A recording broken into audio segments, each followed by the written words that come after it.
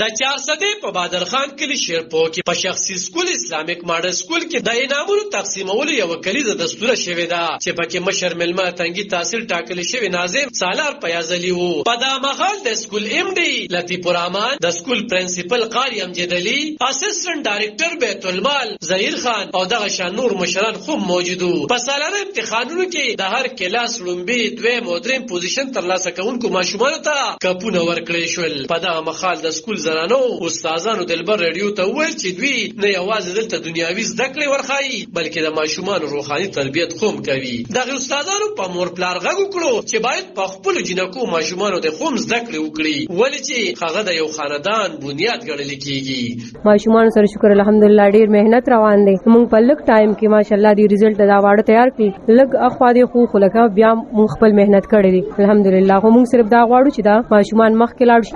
هو چې څنګه ظاهره ده چې دا اسلامیک دی لکه زیات تر زموږ توجه دوی ته لکه مطلب هغه اسلامي تعلیم خولي کیږي. څنګه چې لکه موږ اسمبلی کې خاص لکه احادیث د پاره داغه د تشریح د پاره لکه ماشوم ته روزانه یو احادیث سره د تشریح زموږ پرنسپل صاحب خی لکه زموږ زیات فوکس مطلب انګلیش تعلیم سره سره زموږ فوکس اسلامي تعلیم هم دی. ناظره کول یا احادیث کول وغیرہ دا لکه بالکل موږ دوی سره خول شو. ټیک د نور سکولونو کې خول کیږي خو لکه زمونږ ماشومان چې دي زیات تر به لکه د اغوینه لکه په دې احادیثو پر دغه کې لکه شان تکړی مونږ د قشان مقابله کول شو.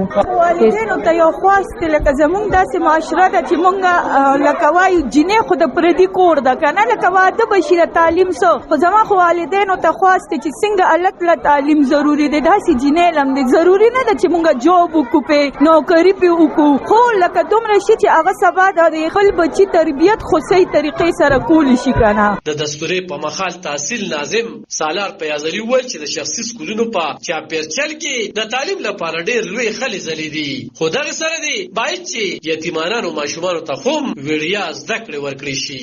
زمونږ په علاقه کې ډېر زیات غربت دی غریبي ده نو پکار ده چې دوی په خپل سکول کې د یتیمانانو لپاره او د غریبانو لپاره یو کوټه مقرر کړي او دوی ته هغه تعلیم ورکړي شي ځکه چې هغه د پیسو یا د غریبۍ د وجې د دغه تعلیم نه محروم نشي.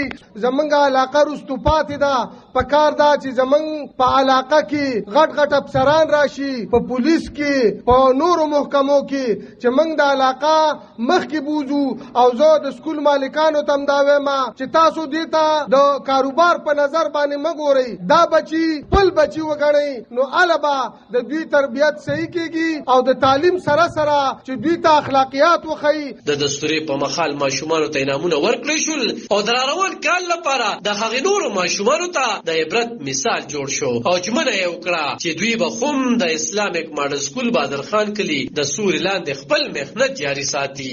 علاپ خان شیرپو، دلبر نیوز، اسلامیک ماډل سکول بادر خان کلي.